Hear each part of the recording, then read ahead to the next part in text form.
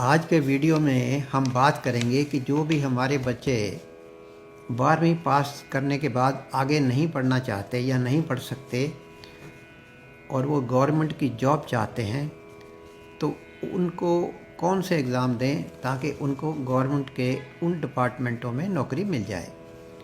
पहला है दोस्तों SSC CHSL।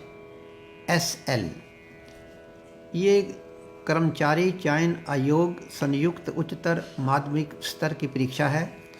इसमें जो जॉब मिलती है वो lower divisional clerk, junior secretariat assistants, postal assistants और डेटा एंट्री ऑपरेटर, इस तरह की जॉब इसमें उपलब्ध होती है। दूसरा है SSC MTS। भारत सरकार के विभिन्न मंत्रालयों में ग्रुप C अराजपत्रित विभागों और कार्यालयों में उम्मीदवारों की भर्ती के लिए राष्ट्रीय स्तर की ये परीक्षा है। इसमें मल्टीटास्किंग स्टाफ के लिए कर्मचारी चयन आयोग की परीक्षा ये देनी पड़ती है, तो फिर आपको इसमें जॉब मिल जाएगी। तीसरा है दोस्तों SSC GD। इसमें है staff selection commission general duty. उसमें क्या है, constable general duty border security force में, constable general duty in secretariat में की सिक्योरिटी फोर्स में, constable general duty central industrial force के अंदर, फिर constable general duty in national investigation agency में, फिर constable general duty in Indo Tibetan border police force, फिर constable general duty in Sashastra Seema बल। तो ये SSC GT की एग्ज़ाम है, इसको दे के इन डिपार्टमेंट्स में बच्चा नौकरी पा सकता है। फिर चौथा नंबर आता है SSC स्टेनो। SSC स्टेनोग्राफर परीक्षा कर्मचारी चयन आयोग SSC द्वारा आयोजित एक राष्ट्रीय स्तर की प्रतियोग परीक्षा है। भारत सरकार के विभिन्न डिपार्टमेंटों में, विभागों में और संगठनों में ग्रेड C ग्रुप B गैर राजपत्रित और ग्रेड D ग्रुप C पदों के लिए स्टेनोग्राफरों की भर्ती की जाती है इसके अंदर। इसके बाद पांचवा नंबर आता है RRB ALP। जो कैंडिडेट्स रेलवे की नौकरी पाने के इच्छुक हैं उनके लिए ये एग्ज़ाम बेहद इम्पोर्टेंट है। जैसे उनको असिस्टेंट लोको पायलट बनना है तो उनको फिर ये एग्ज़ाम देना पड़ेगा इसका।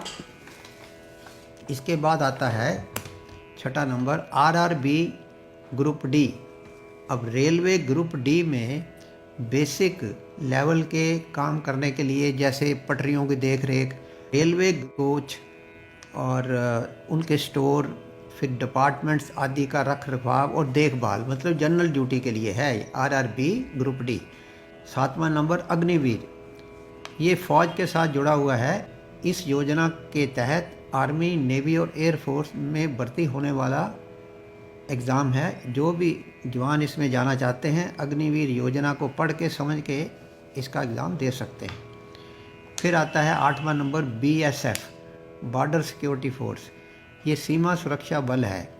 सीमावर्ती इलाके में रहने वाले लोगों में सुरक्षा का बोध विकसित करना और उन्हें सुरक्षा प्रदान करना, ये इसका मेन मोटो है, मतलब है। 9 नंबर आता है CRPF। बड़े पैमाने पर सुरक्षा व्यवस्था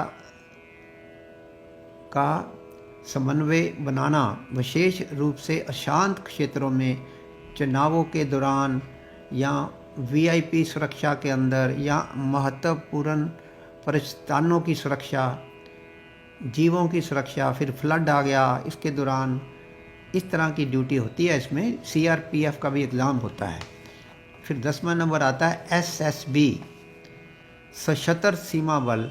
सीमा पार अपराधों और उसके अंदर जो उसमें एंट्री लोग करते हैं उनको रोकना, तस्करी को रोकना, सीमा पर अन्य गतिविधियों को ध्यान रखना, इस तरह का जॉब है SSB।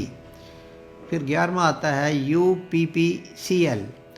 ये Uttar Pradesh power corporation limited है। जिन बच्चों को इसमें जॉब लेनी है उनको ये एग्ज़ाम देना पड़ेगा। फिर 12वां नंबर आता है दिल्ली पुलिस।